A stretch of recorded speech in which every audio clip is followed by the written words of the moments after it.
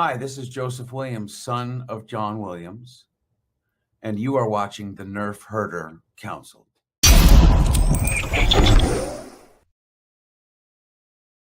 What's up, guys? Welcome to another episode of the Nerfherder Council. I am your host, JT. We are live on our Facebook page and our YouTube channel and our Twitch channel. We are also live on the Virtual Cantina Network's Facebook page and YouTube page. If you are watching on either of those YouTube channels and have not done so already, please make sure that you click the like and subscribe button and hit the notification bell so that you are notified every time we go live. As always, guys, we are brought to you by Audible. Go to audibletrial.com/NHC for your 30-day trial and a free audiobook download. If you would like to get some awesome Virtual Cantina Network swag, just go to tpublic.com/user/virtual-cantina. And for some kick-ass customizable Nerfherder Council swag, just go to shop.nerfherdercouncil.com. Real quick before we get started, guys, the views of the Nerfherder Council do not necessarily reflect those of the Virtual Cantina Network, and there might be some bad language on our show. So if you're not into that sort of thing either, you might want to turn us off. So real quick before I bring AJ in here, I do want to send out a big shout out to the mods at the Virtual Cantina Network, specifically Spencer Jowitz. Apparently there were a few people that were not cool with us talking about Harry Potter on the show. They are not fans of J.K. Rowling and her stupid remarks. We're not either, but we appreciate the mods and Spencer specifically for having our backs and supporting free speech and our right to talk about what we want to talk about. Because, guys, we're not political at all. We're not talking about that. We're just talking about a book and a movie that we love. So that's all we're here for, man. Have a good time. So Spencer and the mods, thank you guys so very much. We love you, and thanks for having our back. So without further ado, let me bring on my best friend and my esteemed co-host. He is, of course, my brother, AJ. How's it going, man? Hey, man. Good to talk to you tonight. Yeah. Great to talk kind of funny that we had good. It's kind of interesting that we had to use that disclaimer as far as like the Virtual Cantina and us, because, well, yeah, we're just here to talk about a story and that's it. Yeah, we don't get into that sort of stuff, man. That's like, for anybody who doesn't know, AJ and I, we are the least political people ever. We hate all that crap. We don't get into it. We don't care about it. So we care about wands and Nargles and Thestrals and prophecies and stuff like that, which is why we are here tonight. So yeah, it's gonna be fun, man. Before John Phillips. So a countdown for the countdown. Yeah, John. So that is the fault of my computer. Yeah. So it takes my computer a while to share our live feed to the Virtual Cantina Network's Facebook page. So in order to get that done before we actually go live talking, I have to do both countdowns. So that's my fault. I take full responsibility. So I fixed my internet. I've got fiber now, but I don't quite have the money to upgrade my computer yet. So that's my fault. So before we get going here, AJ, we do have something to plug. And we will for the next couple of months. Guys, it is happening again this year. It is Boon to Eve Special Edition Texas 2 Electric Boogaloo. It is going to be on Friday, August 7th, 2026. It's from 8 to midnight. This is, of course, Rebel ScumCon down in Texas. It will be happening at the Revel Patio Grill at 9305 Preston Road in Frisco, Texas, 75003. Tickets are $35. Kids under 12 are $30 with a paid adult. There is a VIP package for $150, which includes early entry, line skipping, priority seating, and special swag. There will be meet and greets. There will be sabak, courtesy of our friends at Hyperspace Props. And there will be live band karaoke, as well as full bar and full food menu available. Guys, the event did sell out last year. It was a huge success. So if you are planning on attending Rebel ScumCon, whatever you do, make sure you get down there and check out Boon to Eve Special Edition Texas 2 Electric Boogaloo on Friday, August 26th. Friday, August 7th, 2026. 8 to midnight. And that is brought to you by our main sponsor, New Hampshire LASIK Associates. They are the official event sponsor of Boon to Eve Texas 2. See the galaxy in a whole new way. So there we go. I could be in advertising, man. Look at me. You could be, but I do want to correct one thing. You said the VIP is $150. It is $50. Oh, did I misread that? Yes. All right. Much better stand value. corrected. Yes, I stand corrected. I stand corrected. It is 50, not 150. If it's 150, that means you're buying 3 of them, which you should do. So there you go. I mean, bring your friends, right? So Exactly. a 3 is $150. There you go. Thank you for correcting me. It's like I swear I'm gonna have to get glasses for like my mid vision is fine, and I don't want bifocals, so I've got like distance glasses for obviously distance, and then driving and whatnot. I think it's time I get some stuff for close up because reading books and computer screens now is getting a little bit more difficult. So might have to remedy that. There's your old man. You're doing better than me. All my vision is mid. Get it? Yeah, That's what kids say. I was just gonna. Yeah. So You wouldn't get it, Unk. I don't know all these terms. You know me. So, Dream Theater Girl, that's of course our wonderful friend Chastity Crawley, says, I have a freaking Zoom meeting that my husband was supposed to go to, but decided to play pickleball, so I have to fill in.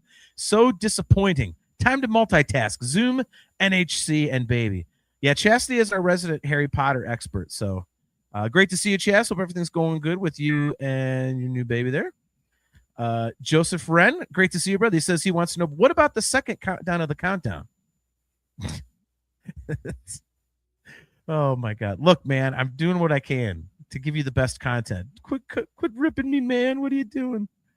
So, all right. Now that we're done with all that whiny bullshit, on to bigger and better things. So, yeah. So this is the 5th installment of the Harry Potter series for us. And I have to say, so I tried to get through the book again by, reading it and listening to the audiobook at the same time. So hopefully get through quicker. But I only got through about 2/3 of, that. I watched the movie again today. I think I have a little bit different impression of this, having done that. A different impression that I had previously. Oh. This has been, now correct me if I'm wrong. Did you say on a previous show that this is your favorite of the series? Yes. Okay. Yeah. Is this my chance to elaborate on that, or are you still going? No, I was just going to say, the only thing I was going to say was, for me, this one was always just kind of there. It was one of those, okay. it was like kind of forgettable. But I think in going back and rereading, re-listening, rewatching, however you want to phrase it, for me, I think what ended up happening was I see this one in a different light. To me, it's kind of, I think you can almost separate the Harry Potter series now, for me, into 2 halves. There's there's books 1 through 3, and then like the first 80% or whatever, 70% of Goblet of Fire, and then after that, the remainder of Goblet of Fire and then Order of the Phoenix onward is it's like a different story. It's like a different vibe, and I feel like Order of the Phoenix kind of sets that all up for the first like third of it. So what are your thoughts? Yeah, I agree entirely, and that's actually why this one is my favorite. I feel like Cedric dying in the graveyard is like the Order 66 of the Harry Potter universe. That's the pivot when everything goes from, oh, it was just a bunch of kids doing magic at school, to, oh shit, it's a wizard war. Okay. And this one, I think that's why I like this one the best, is because now that we're dealing with the aftermath of that, which I think is always fascinating. I remember when I first read this book, I was really at first like annoyed with Harry, because he's just so frustrated and pissy and everything. And we've all been that age, but we probably don't remember it so much anymore. But we've also got experience of having been in a parental role to people of that age recently. And they be annoying. They be obnoxious. So actually, I think Harry was written like pretty true to his age in this one. He's 15, right? Yeah, I always think of it like you can tell how old he is based on what book number it is. In book 1, he's 11. Book 2, he's 12. 13. 14, so on. Yeah, that's pretty easy then. Exactly. Yeah, so I like that, and this is also where really it feels like now we're dealing with the wider wizarding world. We've got some plot threads or characters returning from previous books, and then also new ones being introduced. So it's not just, oh, Harry's going to solve everything. It's no, this thing is too big for Harry alone, and now it's a whole cast of characters that are going to help fight this fight. And that much I really like, because honestly, Harry, much like Luke Skywalker in the Star Wars saga, not my favorite Star Wars character. Harry Potter, not my favorite Harry Potter character. So there's my hot take. Now the internet can come at me. Okay. Who is your favorite Harry Potter character? My favorite glup shitto, I'll call them, of the Harry Potter universe is Luna Lovegood. Really? I don't know why that character. I just love. She's so spacey, and it cracks me up. And then the movie casting was perfect. She played it like to a T. Yeah. So I think she's probably my favorite. And then otherwise, Mad-Eye Moody. Oh, Moody's a good selection. Moody's a good so I get both of them in this story. So that's why this one is an easy pick for me. What about you? You asked favorite characters, so let's start there. Give me some Neville Longbottom. Oh, Neville.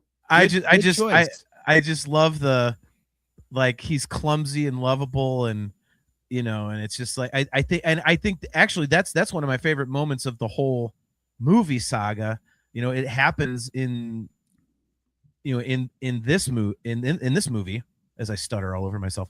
When he tells Harry about his parents, in the room of requirement, and he says, I'm really quite proud to be their son.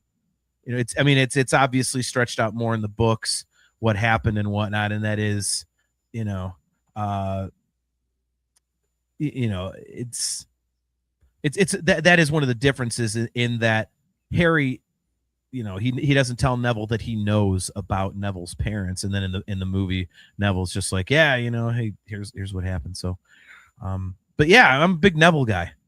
I thought it was cool, like in the first one where he basically tries to stop his friends. He ends up getting like those 10 points for Gryffindor, and for trying to stop from getting in trouble again and things like that. So, I always thought it was fun that he's just kind of in the background for most of the saga, and then or series. I don't know if you call it a saga or whatever, but yeah, he's one of those background characters. Like he's always in the events, but you don't really think much of it until the latter books, and then all of a sudden he steps into a more prominent role. And that is, I just love that, how it's like the story follows our three main characters, here on the overlay, obviously, Harry, Ron, and Hermione, but it's not just their story. And I love that, like, the other characters that contribute have been there the whole time. They just didn't step into their own until later in the series, which is really cool. Yeah, I agree with that. John Phillips, he says, Phoenix book can be a slog to get through. Dream Theater girl Chastity, she says, I love all Harry Potter, so I can't pick a favorite. Order of the Phoenix is nice and dark and broody, very teenage coming of age drama. And Aaron Taft, great to see you, man. Appreciate you tuning in. He says Neville is the chosen one. Yeah, that's an interesting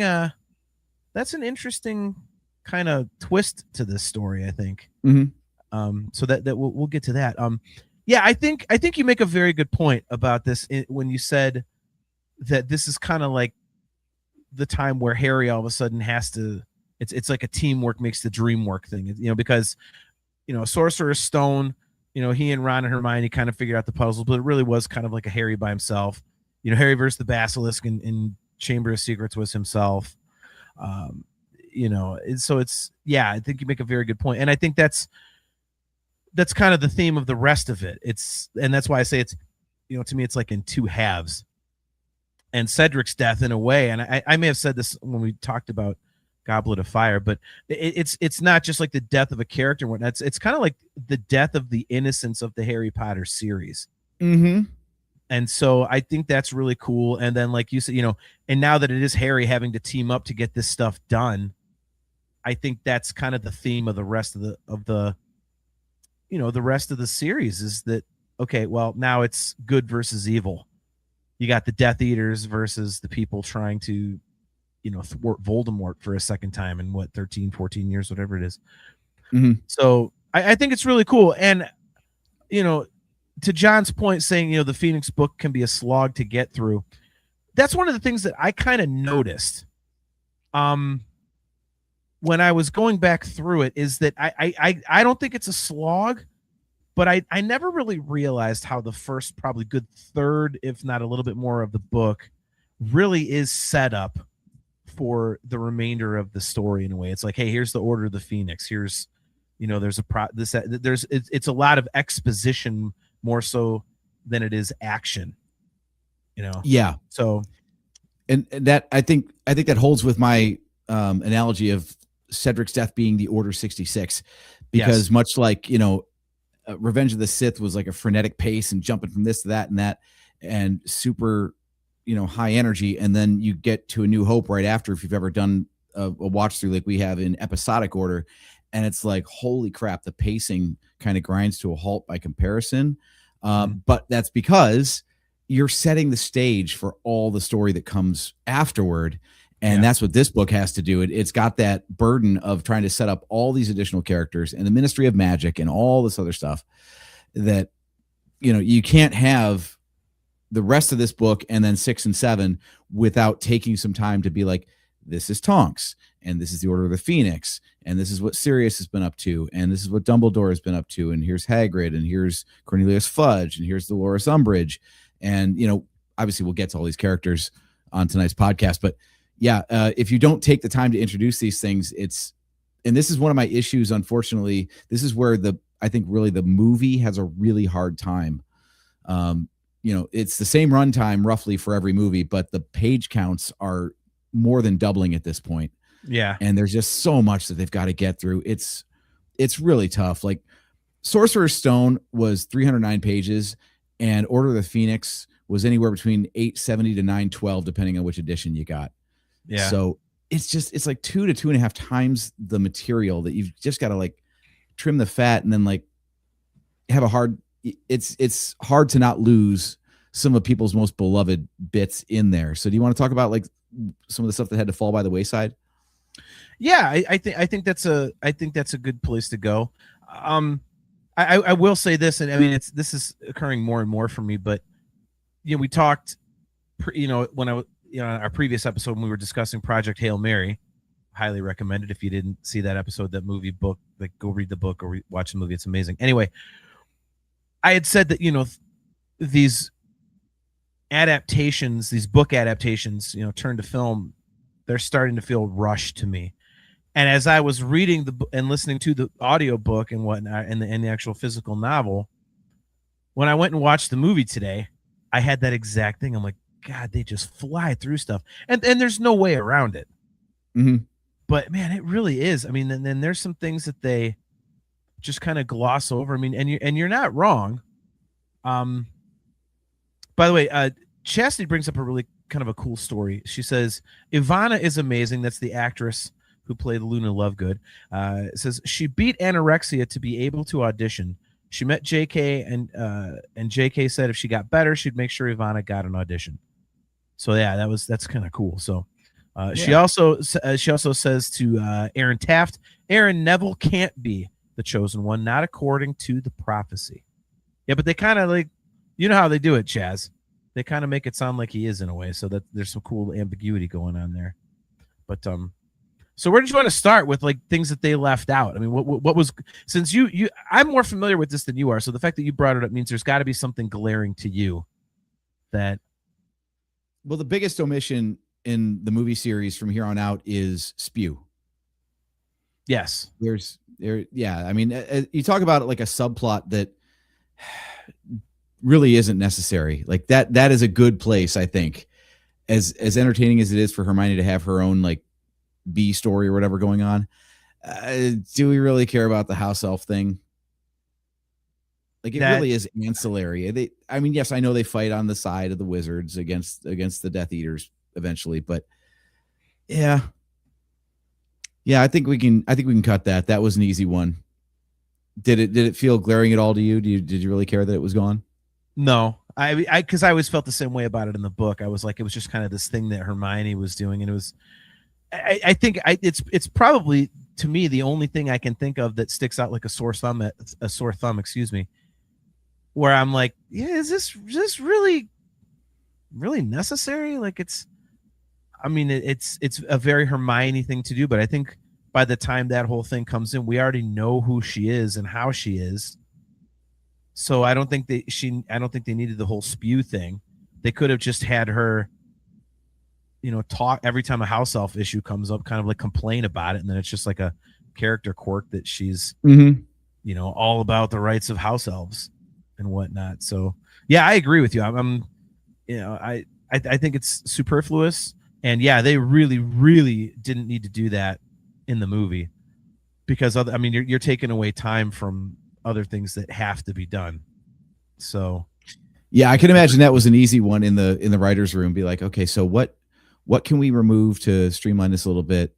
And they're like, hey, that really effects heavy sub story where we have to CG some elves around for this whole Hermione thing.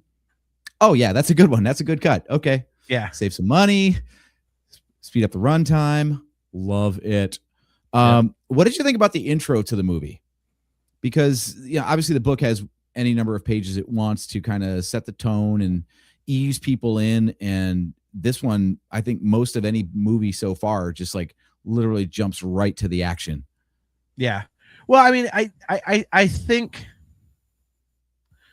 I don't know how else they could have really done it, because in the book, Harry's laying in the hedge. He's trying to listen to the news for any sort of hint of Voldemort news in the Muggle newscast, and and then he goes walking around, and they talk about how Dudley's out beating up little kids, whatever. And there's quite a bit of stuff, before, I wouldn't say quite a bit, but there's a lot more exposition anyway, what Harry's going through mentally and things before they actually get to Dudley, running into Dudley and his friends.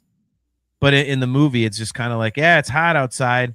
And then he's at the swing set, and there's Dudley. He's like, oh, you're beating up a 10-year-old? Oh, you're afraid of your pillow? You're crying in your sleep. Oh, it's cold. Oh, Dementors. Yeah. So, yeah, I don't know how else they could have really done it. I mean, I can't say I'm the biggest fan of it, but I also have no idea how they could have improved upon it. I mean, do you think that it should have been done differently, or?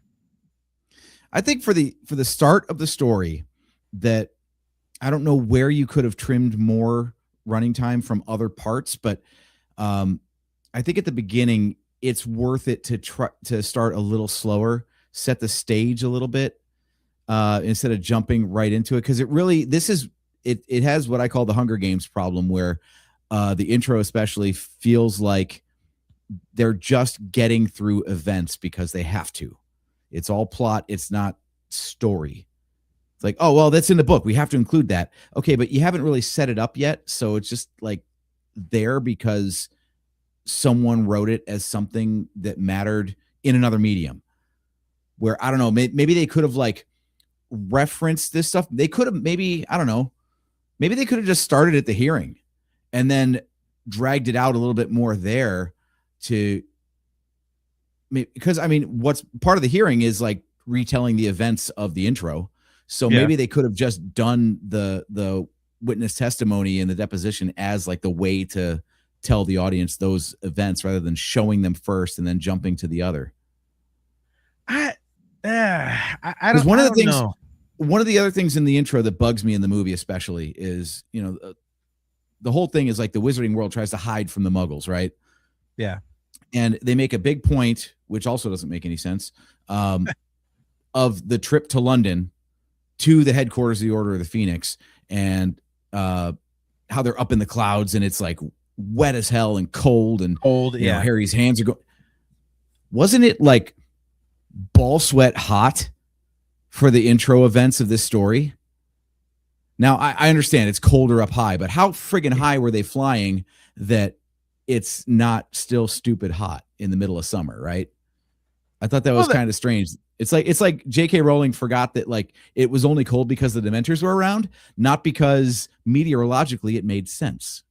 It's like, oh yeah, it was cold in the last scene, so we're gonna keep it cold. Like, no, that was artificial. The thing I thought that was weird. And then in the movie, this is something that bugged me.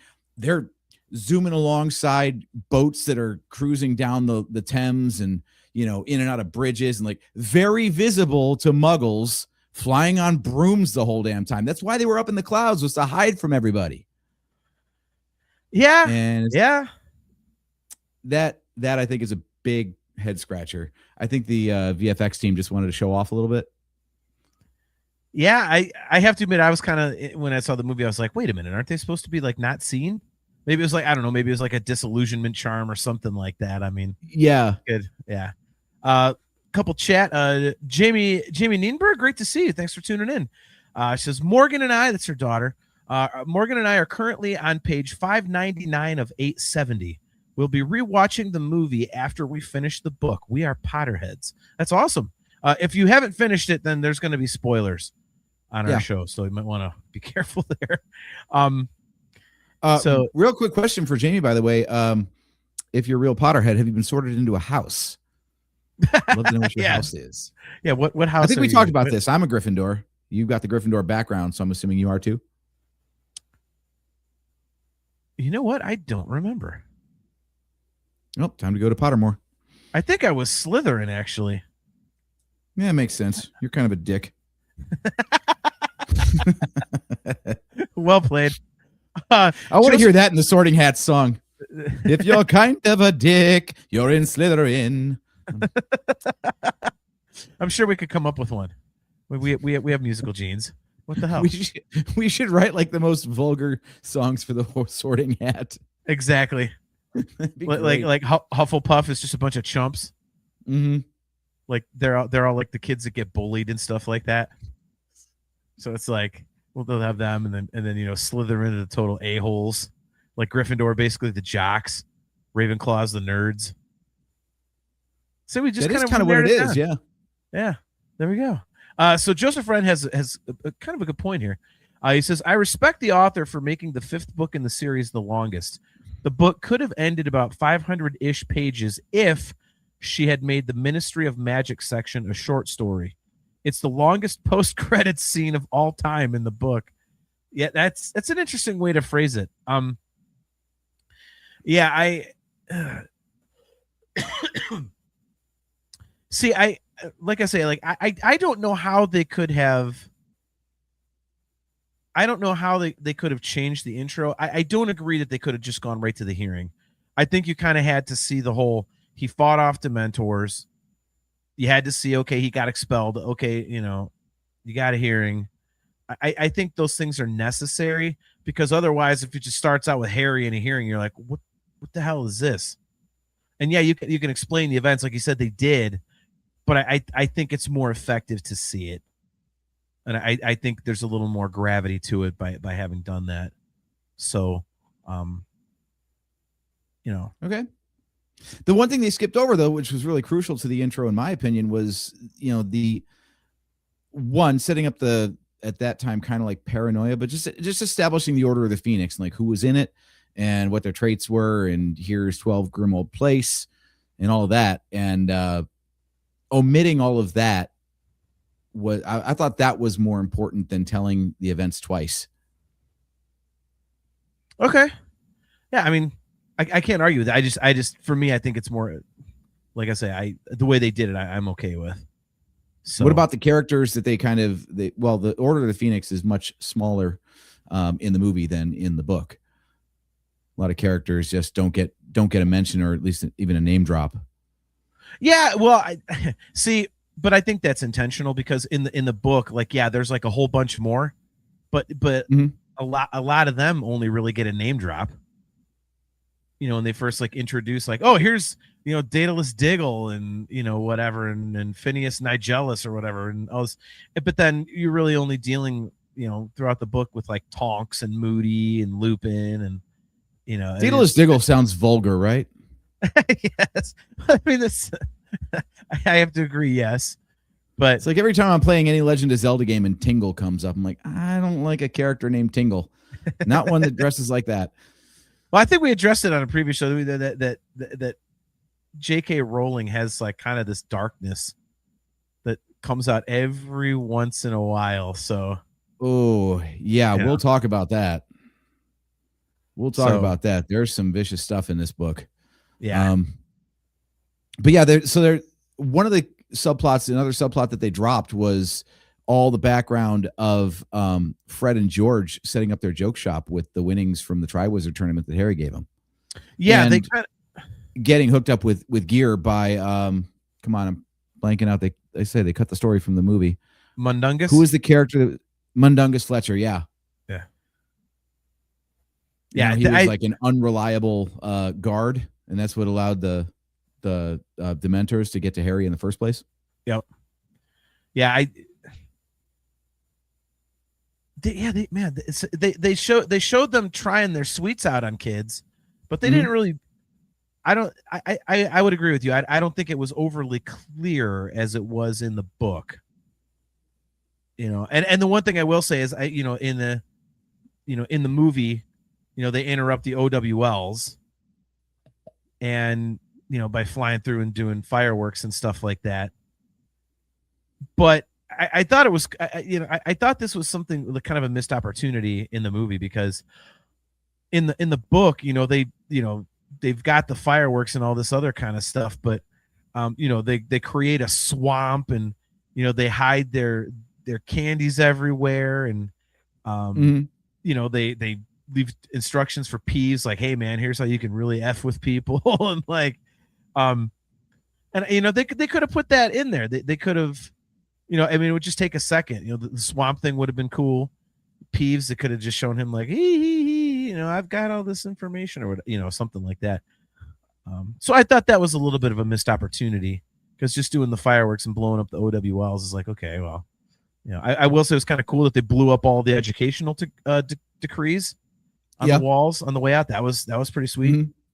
Oh, speaking of omissions, the whole subplot of Percy working for Cornelius Fudge. Yeah. That. Well, see, but I think that's one of those. I think that's one of those things that you can really only put in the book. I mean, it would have been. I mean, it's an important one, I think, especially when you get into Deathly Hallows, when the family kind of comes back together, and Percy's like, yeah, I was kind of a prat, as they would say. Or Git. Yeah, Git. Yep. Yeah, it's an important one, but I think excuse me, I love how that's sanitized, by the way, because bad language alert, by the way, for all of us Americans. That if this was truly UK, they would be calling themselves, they would be saying that they're being a twat, right? Yes. Like that's, or cunt. Those are just yeah. See you next Sorry Tuesday. for the bad language, but it's not really a big deal over across the pond. So yeah.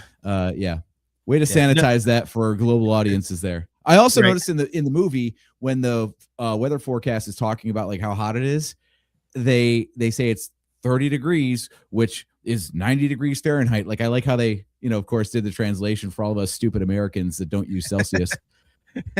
Right. It's they knew that they had a global audience to speak to on that one. Yeah, I agree.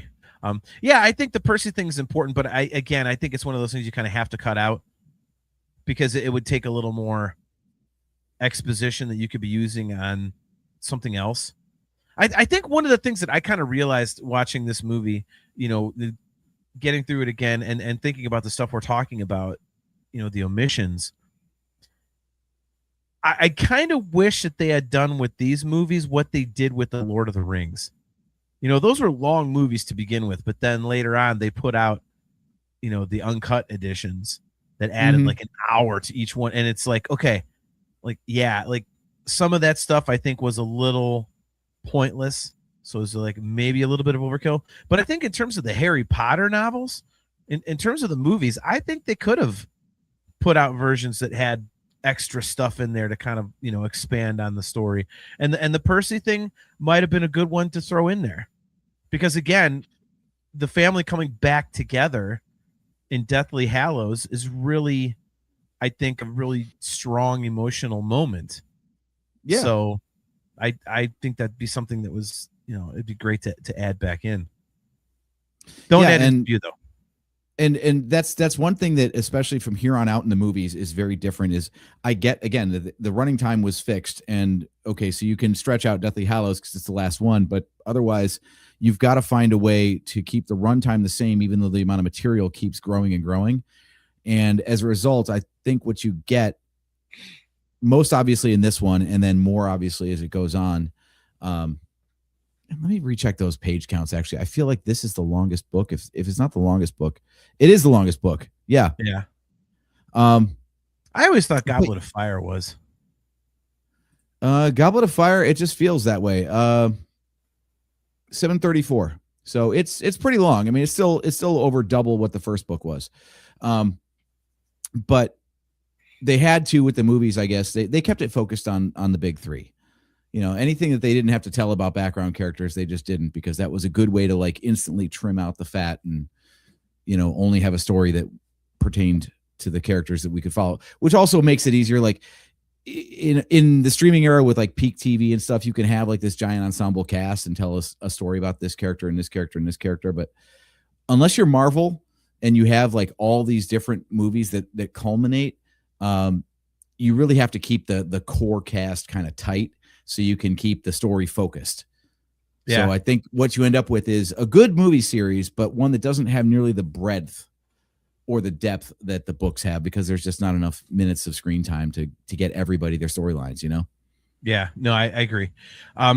Speaking of not enough screen time for storylines, one thing I thought was a little too glossed over was the occlumency lessons. Oh yeah. Because that was a surprise. I forgot about that. Yeah, I think that's one misstep that the movie has, because one of the main plot points in the novel is the fact that, you know, Harry is basically seeing, you know, what Voldemort is seeing. He's, you know, when he's dreaming, he's like in Voldemort's head. You know, when Mr. Weasley gets attacked in the Ministry of Magic, you know, Harry, like, he is the snake doing the attacking. Mm-hmm. You know, and then he, you know, it talks about in Dumbledore's office, like he had a moment where he wanted to lash out and bite, you know, attack Dumbledore. And, you know, that's kind of a big deal. It's a very big deal in the book. And the occlumency lessons go on for a while. You know, Snape trying to get Harry to close his mind so that, you know, Voldemort can't read it, this, that, and the other. You know, Dumbledore is specifically blowing off Harry because of that. You know, because, you know, Voldemort's trying to read his mind, so he's trying to give him as little as possible. And in the movie, also, sorry, go ahead. No, go ahead. Well, that's also something they kind of, at least they don't do a good job of pointing it out. Like it's very obvious in the book. They talk about how like Dumbledore didn't look at Harry, you know, for the longest time until the shit really hit the fan there and Dumbledore had to go on the lam. But in the movie, it's just kind of omitted. Yeah, I think it's very omitted personally. Because, you know, when it got to the occlumency part in the movie, when I was watching it today, I was like, well, that's over in like 5 minutes. Mm-hmm. It's like an afterthought. It was almost pointless. And part of me is like, well, if you're not going to expound on that and expound on why they're doing it, then you might as well just leave it out. So I think was a misstep, because that was very, very important, I thought. And they really don't do anything with it. It's just like, you know, there's two scenes of Snape trying to teach Harry to close his mind, and then Harry finally gets pissed off and he like fights back, and he sees, you know, Snape's memory of Harry's dad teasing him and stuff like that, bullying him. And then he's like, your lessons are done. And it's over. It's like, well, it comes across as like, well, you sure didn't try very hard, did you? Right. You know, yeah. Whereas in the book, as much as, you know, you think he hates Harry and whatnot, he really put some effort into that training. So it's a very different vibe in the novel as opposed to the movie. Did you feel it might have been a bit of a rehash though? Like we already sat through the pensive or pensive, however you pronounce it. Not the pensive, but the lessons that Lupin gave to Harry so he could defend himself against the Dementors. And he was having a hard time, like, you know, summoning the Patronus, for example. No, I don't, because I think they handled that properly, because I think that I'm glad you brought it up. No, I think they handled that one properly, because, you know, fighting off the Dementors in Prisoner of Azkaban is a major point. So yeah, but in the book, it was like there was a lot of scenes of, you know, Harry goes back and he gets a little better at fighting off the Dementors, you know, Boggarts in this case. But yeah, okay, so it's Harry having lessons after hours to learn a new skill. Got it. And this is the same thing again. It's just a different skill. So maybe that's why they skipped it. I don't know. They didn't want to like feel like they were treading the same ground over again. What do you think? I would hope not, because again, one of the main plot points is the fact that, you know, Voldemort is trying to get into Harry's mind, and Harry can see, you know, through his eyes, whatever. And so the occlumency lessons are important. It's to stave off that ability. So I think they should have, you know, done it the way they did, because, you know, it makes sense. You know, he's got the lessons from Lupin to learn the Patronus charm, to fight off Dementors, and then Dementors come at the end in Prisoner of Azkaban. And this one, you know, Voldemort's trying to get into his head, but Harry can see through his mind. So, okay, occlumency is gonna keep that from happening, so that, you know, Voldemort can't get in. I think it's important. So I think they glossed over it too quickly for how important it is to the story. One thing that I was wondering, and in my re-listen, audibletrial.com/NHC, I don't remember if they covered this. Why specifically Harry? Like occlumency. Thank you. Jeez. Wow. I don't know why that one is so tough for me, but that's okay. I'm a muggle. Occlumency, it works on anybody as far as I know. I mean, Harry was able to rebound it on Snape. So why was it specifically Harry that he was trying to eavesdrop on instead of like any member of the Order? Was that covered? I don't believe so. I mean, I guess we can chalk that one up to Harry is the most important character, I guess. Yeah, that's, you know what, that is a chastity question for sure. Mm-hmm. So, I've got a couple chastity questions or questions for you. So yeah, that's the first one. Yeah. No, I mean, that's a good question. I mean, I think, you know, you can simplify and say, well, Harry's the most important character and whatnot, but you know, it's interesting because I can't really answer that, but then he does use the torture of Sirius to lure Harry when he realizes he's not going to be able to get the prophecy by, you know, going through other members. You know, he attacked Arthur Weasley, and you can't get into the room, and this, that, and the other. So he basically brought Harry to him by, you know, abducting Sirius and torturing him because he knew that would get Harry to come running. Mm-hmm. So, and I think it isn't. Correct me if I'm wrong here, because I'm drawing a blank.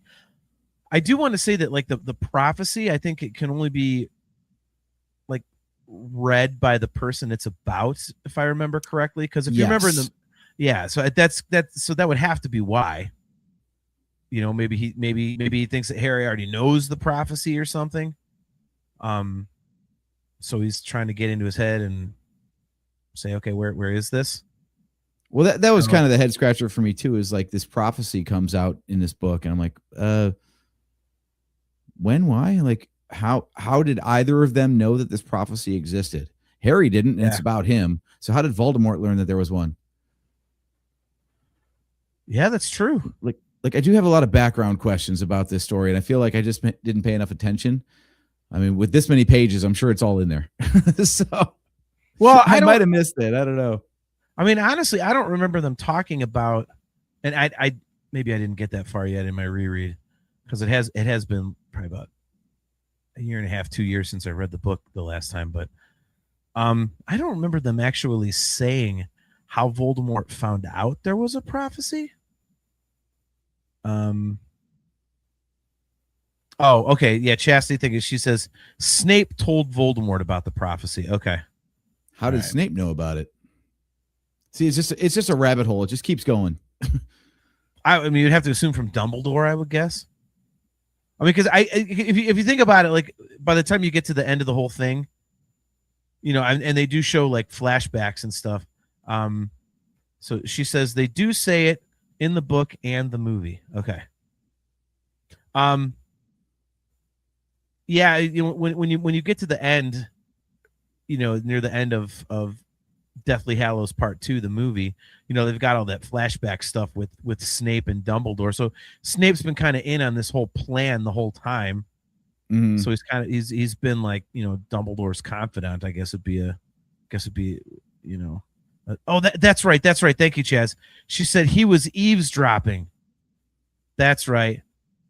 She said he was eavesdropping. He was listening in on the interview between Trelawney and Dumbledore. See, this is why I needed to finish the damn book, but I tried really hard. But we're so damn uneducated. Hey, let's do an episode talking about a book. We don't know that much about it. Asshole. So I love it. Now, so yeah, okay, so I get that part. My next point is the main conflict here. What do you think that the main conflict is of this story? Because we've got a couple of them. Well, I think the main conflict is Voldemort trying to get his hands on the prophecy. That's kind of what I thought. I feel like, to Joe's point about that being a giant post-credit scene, the main villain of this story specifically seems to be the Ministry, and more specifically Dolores Umbridge. Yeah. And I have a question about that one that hopefully you can clear up. This is great. Our review of the book is, hey, here's plot holes. Can you explain them to me? Yeah. But okay, so I get that fear can really cause people to bury their head in the sand, so to speak. And they're trying to like gaslight Harry the entire book and be like, no, you didn't actually witness Voldemort's return. You're lying. Yeah. Like, no, I'm pretty sure I watched a kid die right in front of me. It's not something I would have made up. Exactly. And I do think the book does a much better job of hanging on that and all the emotional trauma and baggage that comes along with that, both for, obviously Harry, but also, Cho as well. Cho Chang. Yep. And again, at runtime, you've got to keep things moving, but I get the disinformation or the denial if you just don't want to believe that this horrible thing is happening, but they take so many pains to actually like stunt the development and education of these kids for some reason. And that's what I don't understand. I don't get the jump from we deny that this kid is telling the truth to we are going to actively stunt the development of these witches and wizards. Like Defense Against the Dark Arts, and they're like, here's a primer book. Don't even open, you don't need your wand. You're never going to need this. Like, why wouldn't they want to actually teach the subject? For me, my understanding of it, at least this is the vibe that I get, is that Umbridge is basically, she's on Voldemort's side, I guess you would say. And so it's kind of like softening the enemy, rather than teaching, another generation of witches and wizards to fight. She's saying, oh, no, you don't got to learn this stuff so that they're unprepared for what's coming. That's the thing. She seems to be making them actively unprepared. And I again, must have missed that plot detail where there was a reason why they wanted them to be unprepared. I thought best thing I could think of was that, again, they thought that Dumbledore was going for Fudge's job, so they didn't want any of the students at Hogwarts to be skilled enough to basically overthrow the Ministry of Magic. Yeah. No, and that's right. I always felt like there was an undertone of Umbridge having nefarious, God, what's the word I'm looking for? Yeah, she actively delights in ruining these kids' lives. Like we were talking about dark topics. Come on, that quill. Yeah. That was pretty sick. I'm thinking the movie actually covered that one better, because the detail that they went into in the book was like, why would you not speak up about that? And the fact that Harry's just like, I'm fine. Yeah, lines really suck. But in the movie, it's like you see one detention session and then Hermione instantly sees the back of his hand. It's like, that's fucked up. We need to talk to somebody about this. Yeah. Like, that's torture a little bit. Uh-huh. You know, well, I mean, look, and you know, she was using, you know, very. Were you hearing Pink Floyd in your head too? No, because I hate Pink Floyd. She was using. How do you? Is it I always pronounce it Veritaserum. Yeah. But she was using that to get answers out of people, and you know, I mean, she was really kind of underhanded. So it's again, there's something nefarious about her intentions and her motivations. And so I always just basically kind of chalked it up to, yeah, she's, you know, on Voldemort's side, which, you know, you see her still in a position of power in Deathly Hallows. So clearly, you know, that's the case. So, John Phillips says, I don't think she's actually associated with Voldemort. She's extremely loyal to Fudge. See, I will disagree with you there, John, only because if it was strictly with Fudge, Fudge is anti-Voldemort. And if she's still in power in Deathly Hallows, that is why I would say it would lead me to believe she's more into the whole Voldemort thing rather than saying, oh, I'm just, you know, completely, you know, extremely loyal to Fudge. I think she's, I hate to phrase it this way, but it's the only way I can think of off the top. It's like she's a plant. I mean, if you look at the Ministry Council that tried Harry at the beginning of this movie, I mean, you could see that there's clearly ones that were made to look evil, you know, and dastardly, and then there's the ones that are, you know, okay, they're good, whatever. So I that's why I think, you know, it's definitely a case of she's not necessarily a Death Eater, but definitely loyal to Voldemort and his cronies. So Joseph Friend says propaganda and control. Umbridge in the Ministry. It's an old plot, especially in European countries. The Ministry of Silly Walks does not have funding for frivolous endeavors such as this one. Nice. Love the Monty Python reference. That's fantastic right there. That is I always got the impression that Umbridge was this is as political as I'll get. So I'm only using it for analogy. It's like how you know, right now we have in the States here, we've got climate deniers where, you know, we're rolling back EPA mandates for fuel economy and things like that because people just don't want to admit that climate change is real. That does not mean that they want to actively torch the climate and ruin the planet for everybody. It just means that they don't think that it's really happening. I think that's where Umbridge comes down. I think Umbridge comes down with Fudge on the, I can't even grasp that Voldemort is back. So I'm just going to dig my heels in on whatever position makes me feel safe. I don't think she's as far down the hole as I'm actually working for Voldemort. Well, I don't know. I see. I don't know. Everybody that's still at the Ministry when Voldemort takes over a couple books from now, they're all on his side, man. Well, the Death Eaters do have a lot of sway. So the Death Eaters are in positions of power, and they can keep people in political positions of power in the Magic Ministry, you know, to weaken the Ministry. That's their point. Is it's all subterfuge. Okay. I don't get that vibe. For me, it's. Yeah, I think they're purposely putting idiots in positions of power because it'll be less resistance when Voldemort does make his big move. Yeah. Yeah. Okay. Yeah. By the way, Kale McLeish is working out right now. He says, sorry, I'm not tuned in. I'm working out. He says, I'm at the gym. Well, but you are tuned in. Are we motivating him to do extra box curls? Or you know, maybe some like deadlifts or something. Is Kale doing squats while listening to the Nerfherder Council? Ooh, that's a good question. Could we make a game of this? Is there a rule? Like if we say something, then he has to do more squats or something? Instead of the drinking game, Kale, we'll do the Kale's workout game. If I say score, then you have to You have to do like one more set. He says, no, I'm on the elliptical. Okay.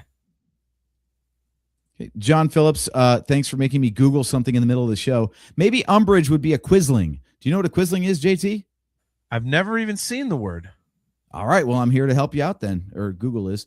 A Quisling is a traitor who collaborates with an enemy occupying force, often serving in a puppet government against their own country, derived from Norwegian politician Vidkun Quisling, who aided the Nazis in World War II. The term represents ultimate betrayal. Common synonyms include collaborator, sellout, turncoat, and renegade. We learned something tonight, kids. Yay! Look at that. Thank you, John Phillips. You added to our... AJ and I are dummies. Well, me, I'm a dummy. AJ, not so much. But we do have good vocabularies, and I had never seen that word, so thank you. Yeah. Yep, there's Chaz. She says it, yeah. Quisling was applied to some who cooperated with communist takeovers. Okay. Joseph Wren. He says the workout game is anytime I pull oh, come on. The more squats. Oh, I've got my first rule then, because Kale says, look up the Cossacks then. Cossack squat is a real thing, so you have to do Cossack squats now. There you go, Kale. Ooh. If you name a squat, you have to do it. So if I say Papa, will that be do a Papa squat? That was bad. Forget I said that. That was awful. That was way too obvious. That was beneath even our stupid humor. So just forget that popped out of my dumb mouth. So, all right. So since we're damn it, Kale says that is not how this works. I do not consent. We didn't ask if you consented. You're part of the game now, Kale. Yep, it's a decree from the Ministry of Magic. Yeah, exactly. It's educational decree number 27. There we go. All right. So since we're on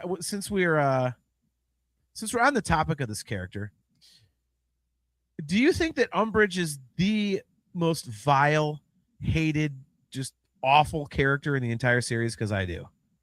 Yes. I know good discourse is derived from having two differing opinions, but not in this case. No way. No. That woman is reprehensible in the books and in the movies. Great casting, great acting. Yes. Like I could not wait for her to get her comeuppance. Oh my God. Yeah. I was actually pissed when she came back later in the series. Yeah. After this one. I was all excited that she, I have to admit, I was kind of hoping that for one of J.K. Rowling's more dark moments, like maybe get Umbridge ripped to pieces or something, or just have her get dragged squished. off by the centaurs. Yeah, you'd think so. Yeah. Have her get squished by Grop. That'd be great. Like just accidentally. That'd be a great scene, wouldn't it? Like just do the one thing you really want to have happen. Like, you wanted to see Draco Malfoy die in Deathly Hallows, but instead Harry saves him. He does the good guy thing. You're like, oh, there goes that. And other characters, you don't really get much. But with Umbridge, would have been great if Grop just picked her up and is like shaking her around like a toy, and then ends up just like flicking her and just like whips her into a tree, and so she's all like mangled and like, and then he's like flicking her and just knocking her around like a cat with like a little toy, but her body's just destroyed and she's just like suffering endlessly. They're like, good, that's what you deserve. Just get that Grop one just treats her like death. a shake weight. Yeah.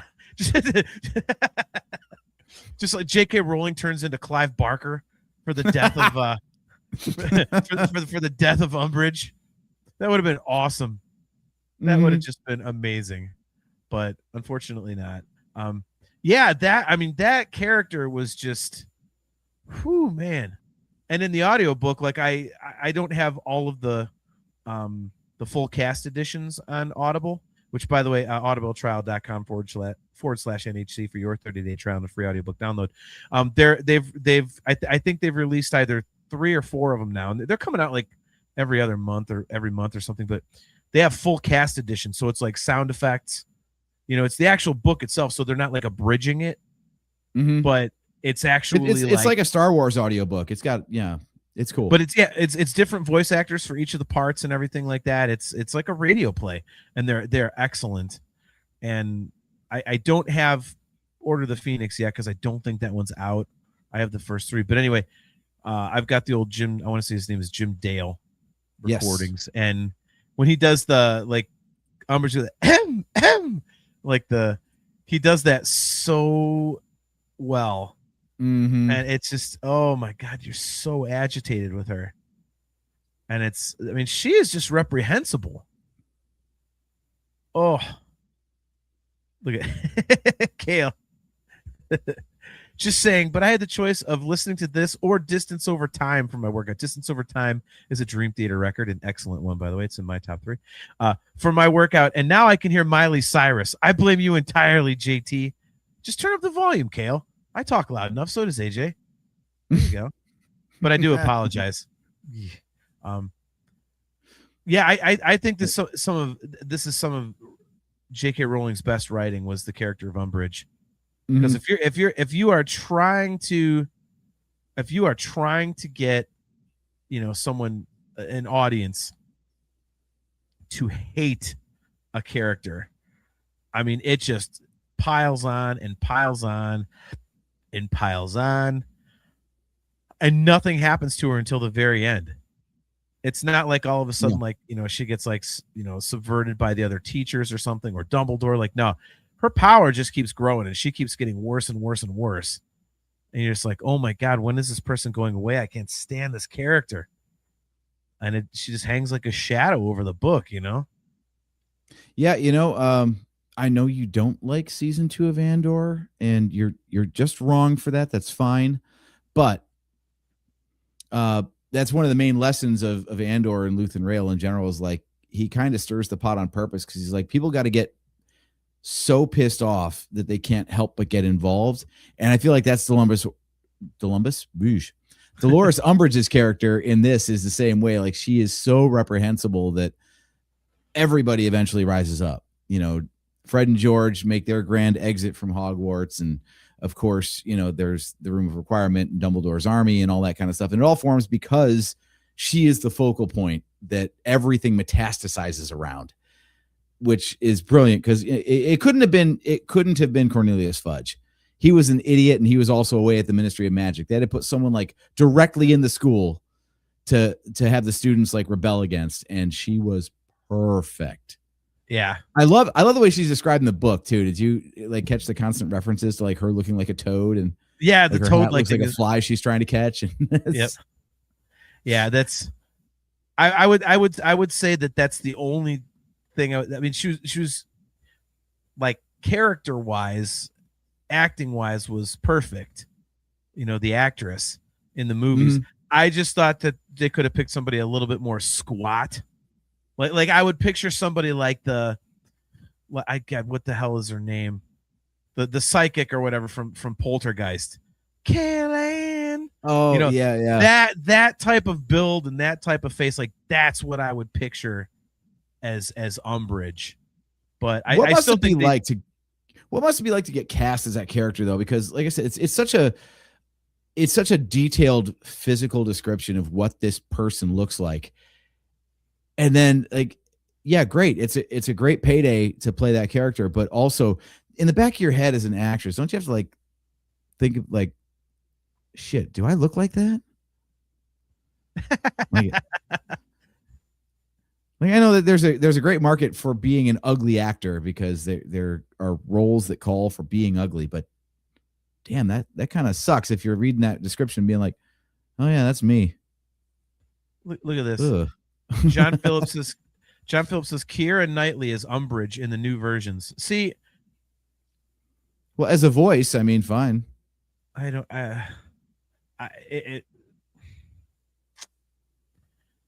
These new versions are giving me more and more reasons not to watch.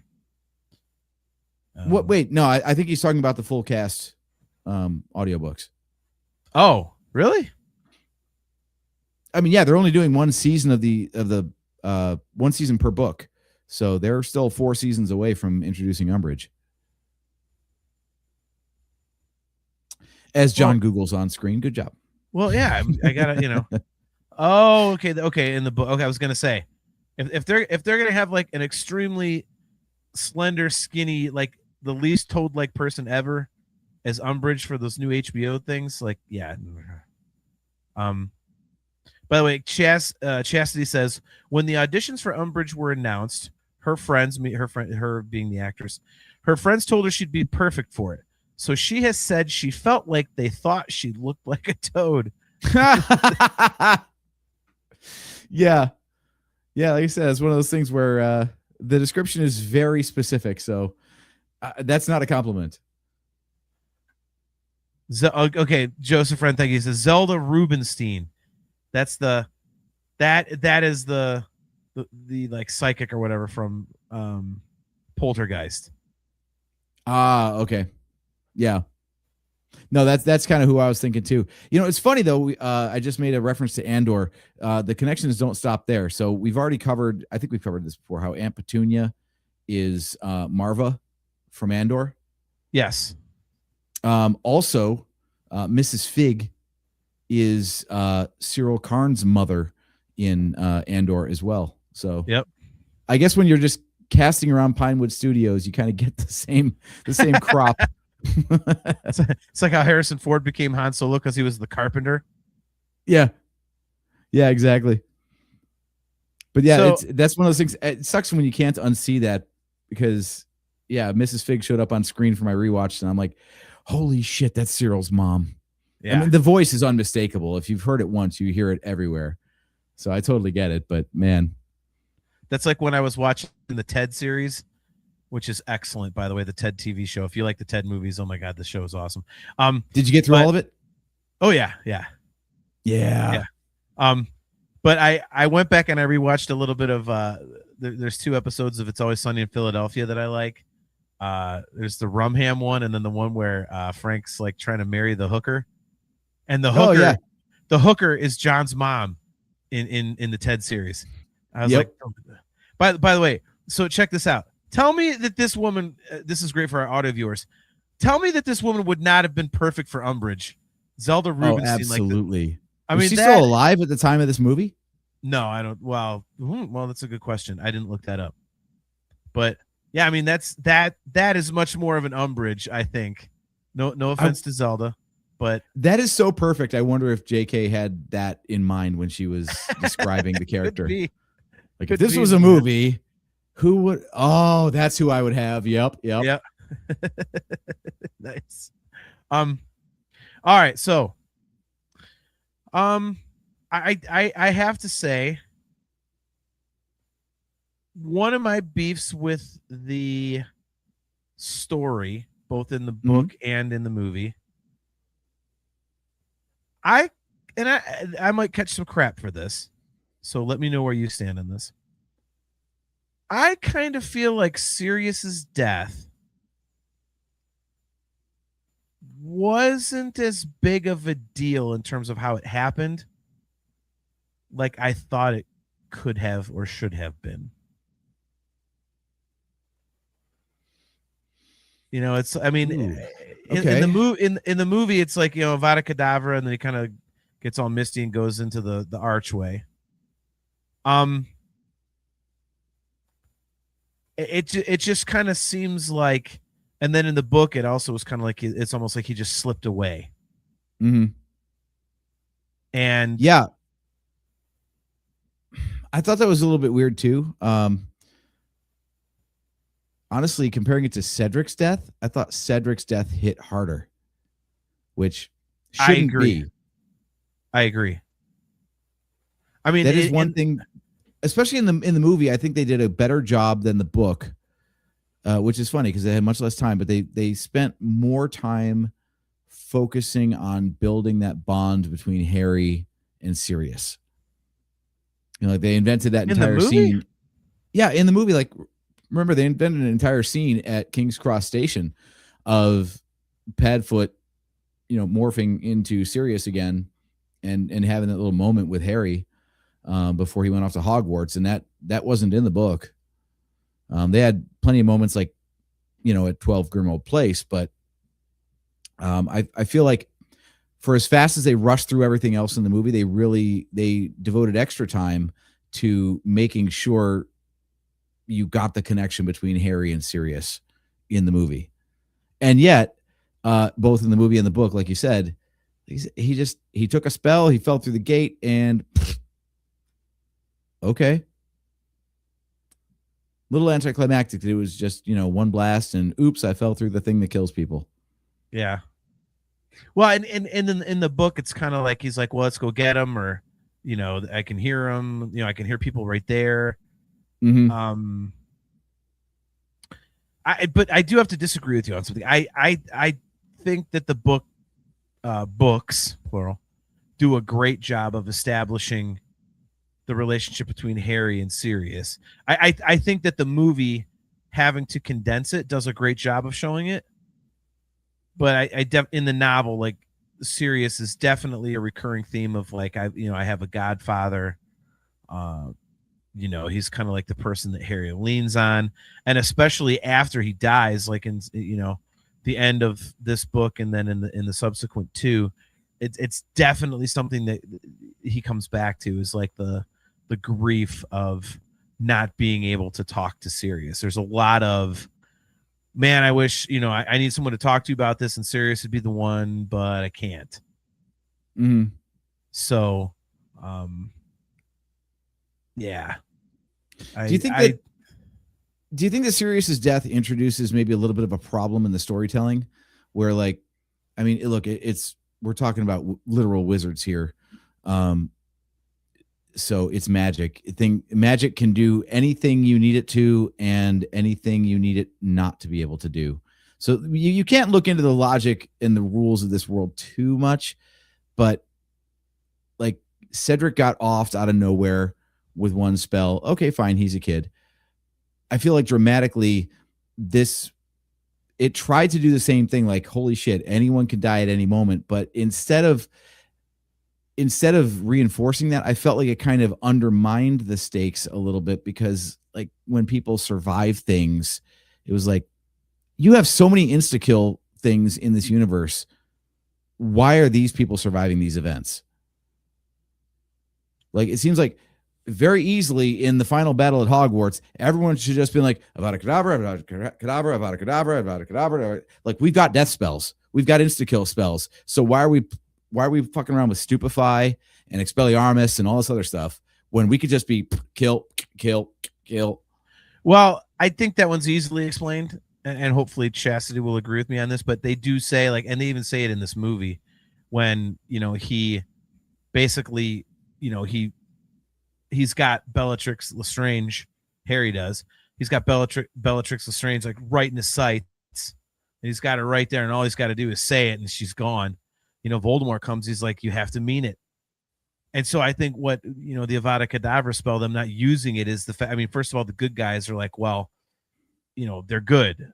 Their first instinct is not going to be to hate and kill. And so I think that's the inference there. But then I think also, a lot of the Death Eaters and whatnot, I mean, it's very well documented that a lot of them aren't necessarily following Voldemort because they completely believe in his cause. They're doing it because they're afraid of getting killed. And so they don't really mean it either. They're not out there like, oh God, I hate Dumbledore and I hate the Weasleys. Like, they're not, I mean, because they do make a point in the books that, like, to get these things to work, like, you have to mean it. Like, you gotta, it's like, the Patronus charm, you got to think of the happiest thing you possibly can, and you got to really focus on that.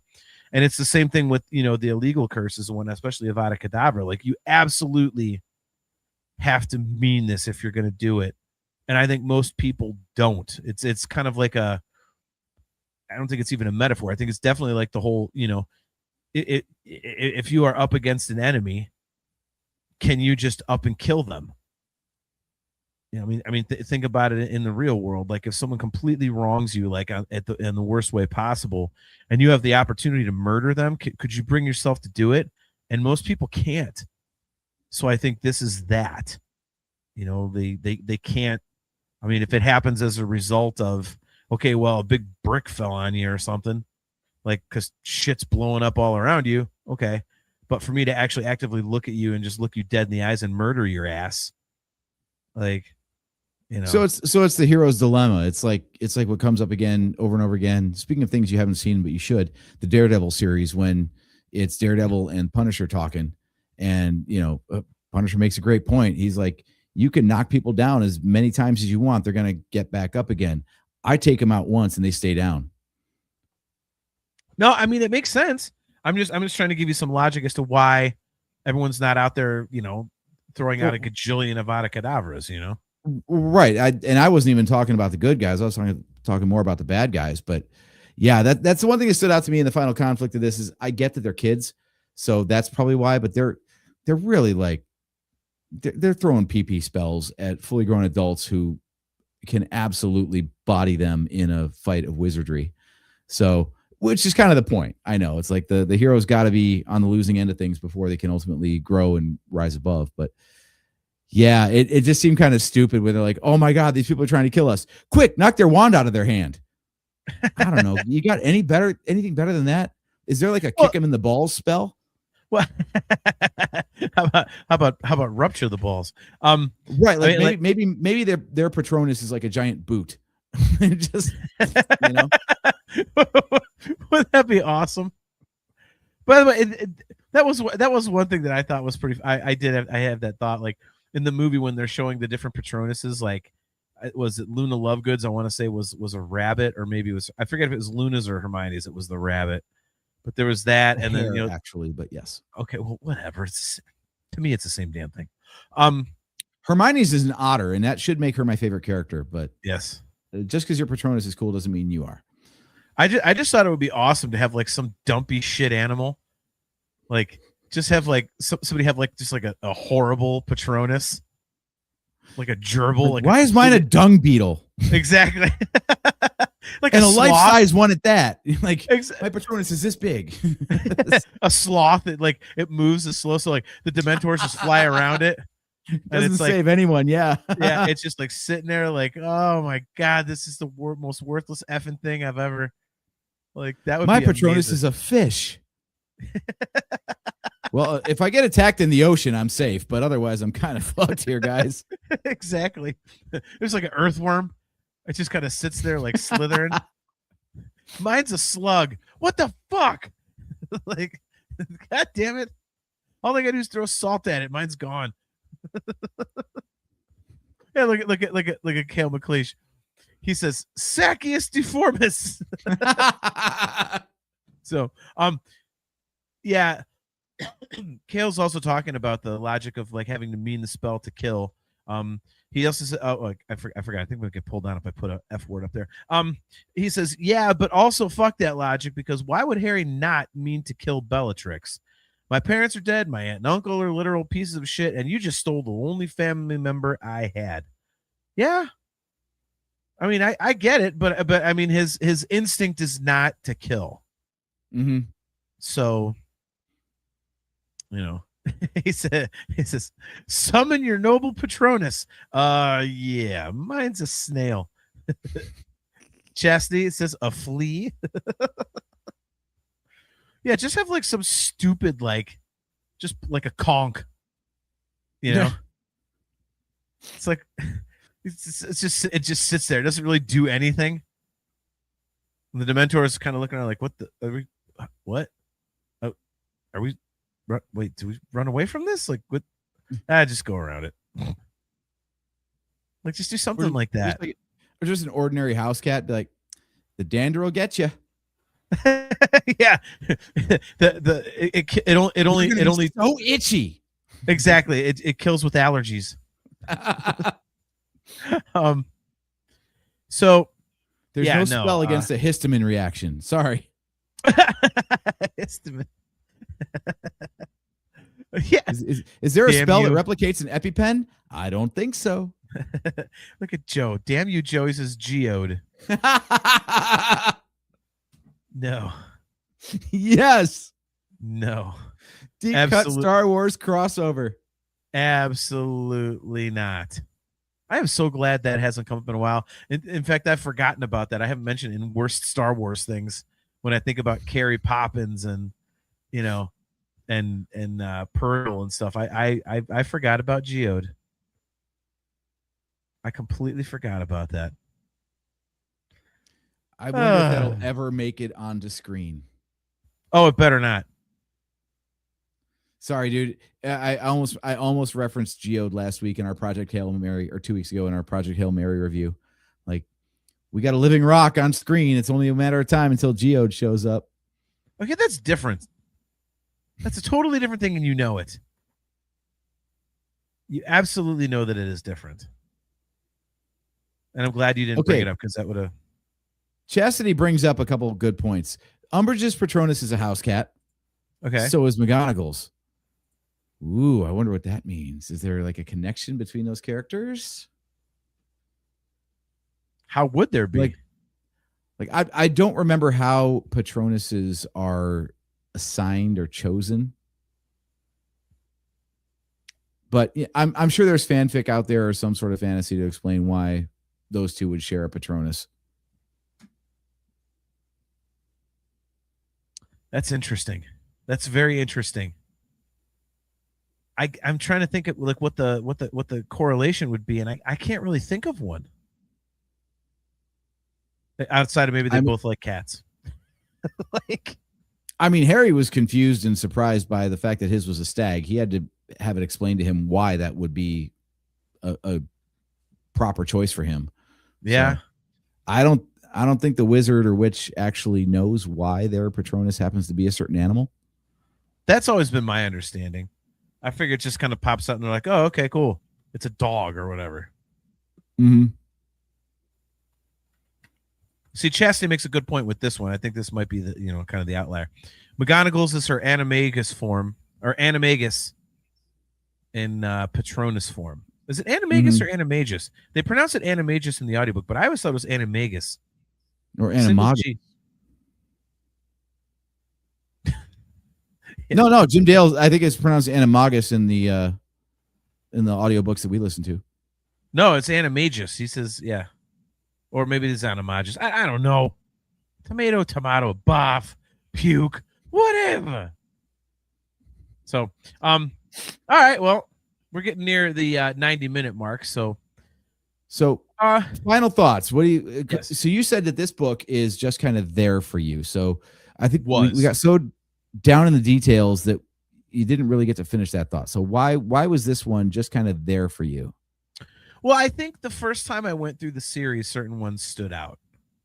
Obviously the first one, just because it is the first one, and it kind of sets it up, and it's just like, it's such an easy, light, fun read. There's no real stakes, and Goblet of Fire is my favorite.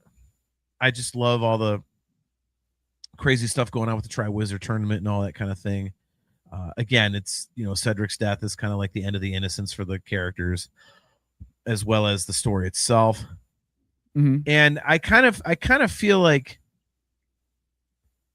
I guess the first time I was reading the books, I was really ready to get to the Harry versus Voldemort thing. So I feel like Order of the Phoenix and Half-Blood Prince were,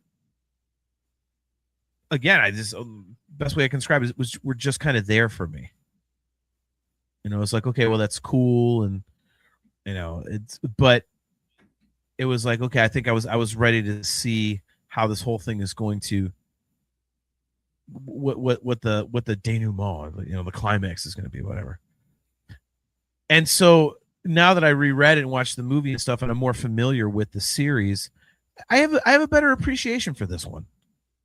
I think it's interesting. I the whole prophecy thing definitely, I think, is important, more important to the story than I gave it credit for, I think, initially when I read the book. So yeah, I enjoyed it more, I think, and I appreciated where it stood and what it did for the overall story arc. So it was cool. I enjoyed it more this time around, because I was really digging into it and kind of looking for stuff to talk about on the show, and I got more out of it. So cool. Yeah. So this one is not just there anymore, especially because I really do see like this book and then 6 and 7 and the last part of 4 as kind of like a second half. It's like a part 2. So now that I'm looking at it that way, this one and Half-Blood Prince definitely carry a lot more weight than they did. So yeah.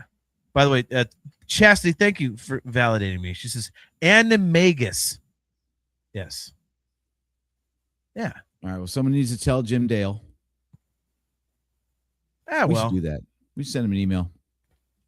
Listen, audiobook guy who knows way more than we do. You pronounced it wrong. It does drive me nuts. I listen to so many audiobooks and you'll hear people mispronounce easy words. I'm like, the hell is that? Right. Is nobody in the control room correcting them? Like, dude, no. So anyways, so that's my final thoughts. Your final thoughts on your favorite Harry Potter book, Order of the Phoenix. So upon rewatch and re-listen, I do have some new takeaways. We talked about most of them on the show, but overall, I still get the same vibe of like, as much as I enjoy Harry Potter stories, I don't care that much about, okay, there's a teenager who's having trouble in high school.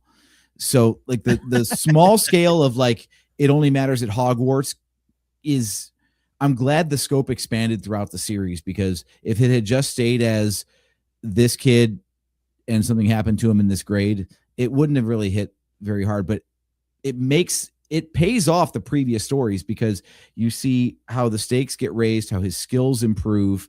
And then this is the first book where it's like, all right, now you're part of a whole world. And this is why all that stuff at Hogwarts in the previous 4 stories mattered.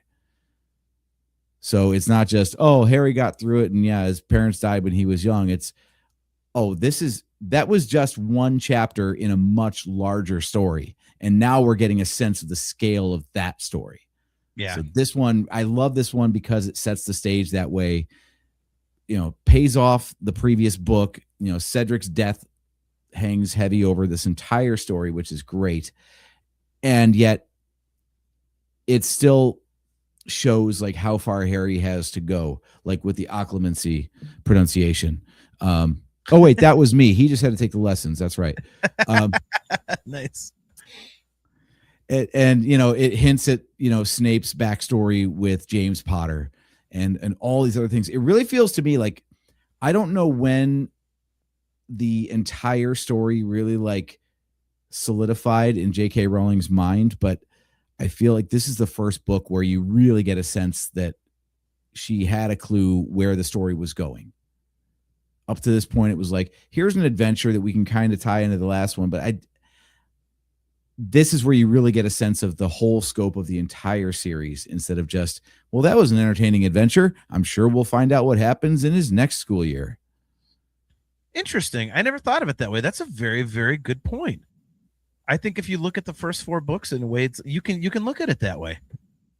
Yeah, they're kind of like standalone adventures, and then this one and 6 and 7 are really much. Yeah, this feels like part 1 of a 3-part arc, and the first 4 feel like standalone stories that have the connective tissue of characters and ongoing events. But it's like she wrote the first one and then was like, all right, I got to do another one. Okay, what can I do?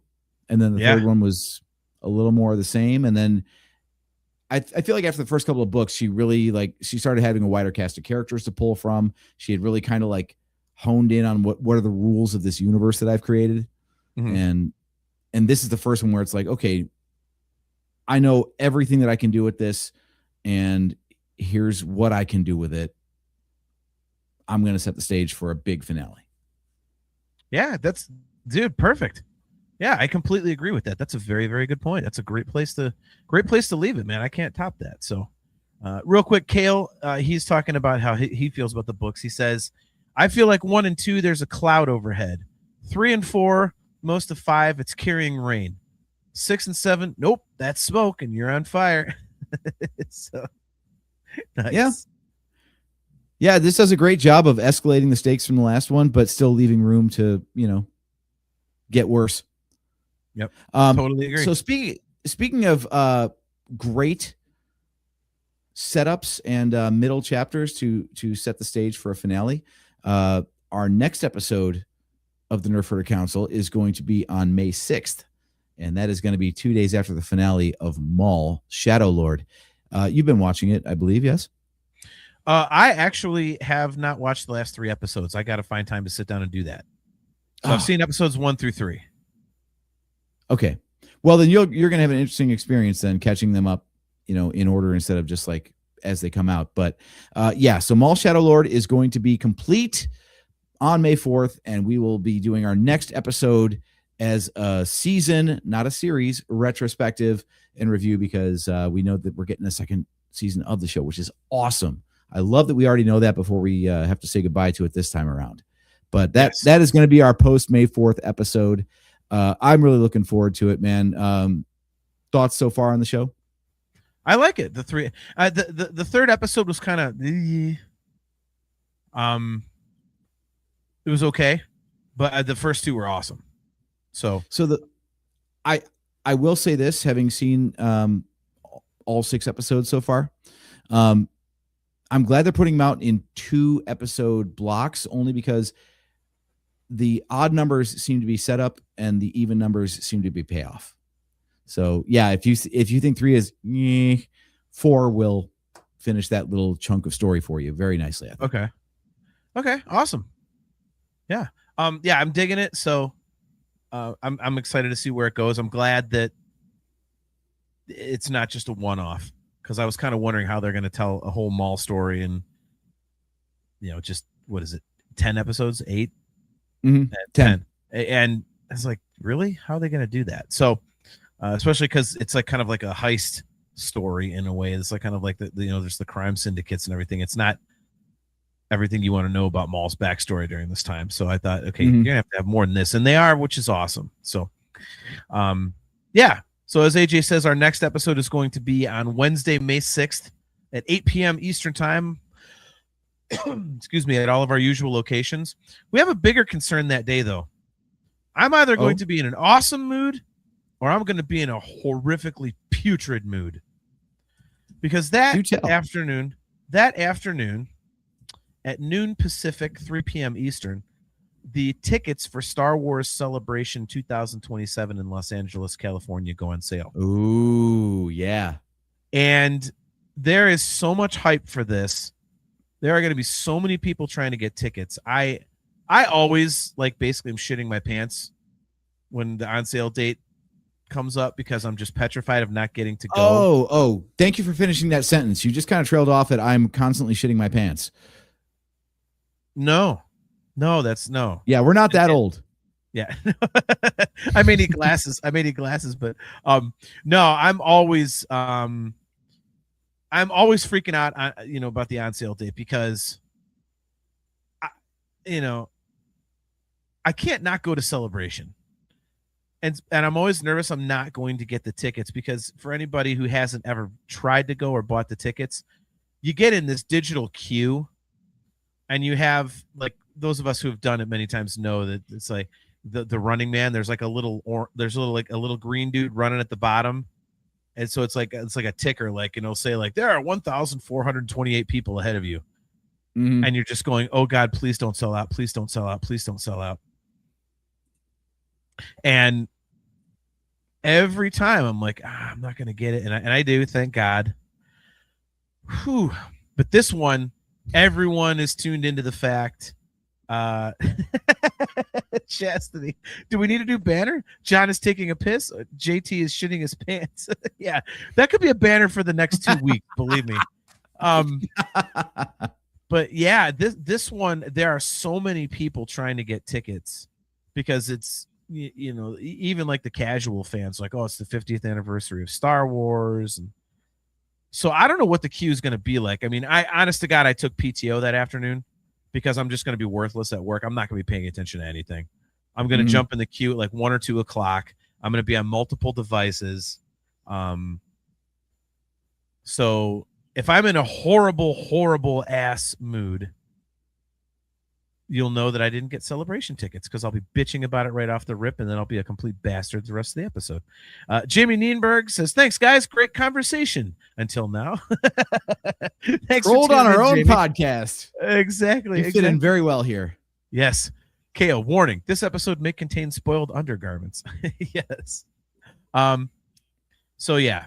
We'll be talking about the Celebration tickets and whether or not we got them real quick. But then, as AJ said, we are going to be doing a season recap of Maul Shadow Lord. So we'll do that. I might have a special guest on to do that with us. We will see if I can line up somebody to co-host with us. We'll see. But in any case, 2 quick other announcements. I'm super excited. They announced the new Jackass movie finally. It's coming out the end of June. And Man, we got the title for the new Spaceballs. Spaceballs, the new one. I don't care. I'm going on record. I don't care if it's terrible. I'm just going to have a great time with it because I love that we're getting it. This is going to be one of those rare movies. I'm not going to be let down. I'm going in fully expecting it to be terrible. And I don't care if it is. I'm just glad to get a new Spaceballs movie 39 years after the original. So my only benchmark is I hope it's better than History of the World Part 2. now that had some funny parts. I will debate you on that. There was some funny stuff in there. I rewatched a bunch of that the other day. There's some funny stuff in there, dude. All right. Abraham Lincoln. Watch. I don't know. We'll see. Abraham Lincoln hitting his head on the door jamb, walking out, going, "Oh, thank God, that's the worst thing that's going to happen to my head in the next few days." Yes. The Kama Sutra Soup to Nuts book, where he like pairs like a different sexual position with a different soup. That was hilarious. There was some good stuff, man. Anyway, all right. So before we go, we would be remiss if we do not remind you guys one more time about Boonta Eve Special Edition 2 Electric Boogaloo on Friday, August 7th from 8 to midnight at the Rebel Patio Grill at 9305 Preston Road in Frisco, Texas. It is, of course, a party for Rebel ScumCon, which is happening down in Frisco.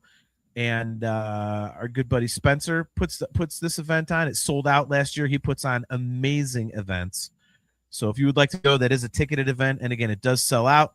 I apologize earlier for misspeaking on the VIP price, but regular price for adults is $35. Kids under 12 are $30 with the paid adult.